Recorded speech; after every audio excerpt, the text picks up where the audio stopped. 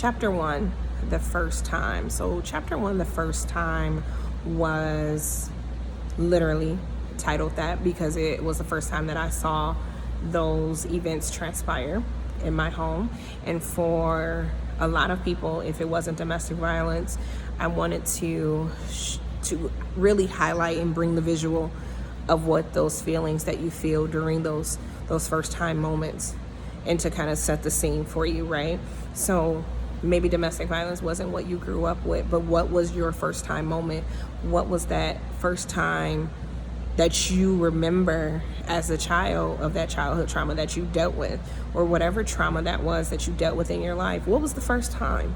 And really taking what the first time was and assessing what were the feelings, like go through what those feelings were in that regard, so that you can truly understand the impact of that moment, not to just brush past it, right? So that is why I titled it that, and that is why I positioned it like that right after the introduction. And honestly, that is the heaviest chapter. You can get through that chapter. That is also why I put it up front after you pre-order it, so that if you don't want to reread it again, you don't have to reread it again.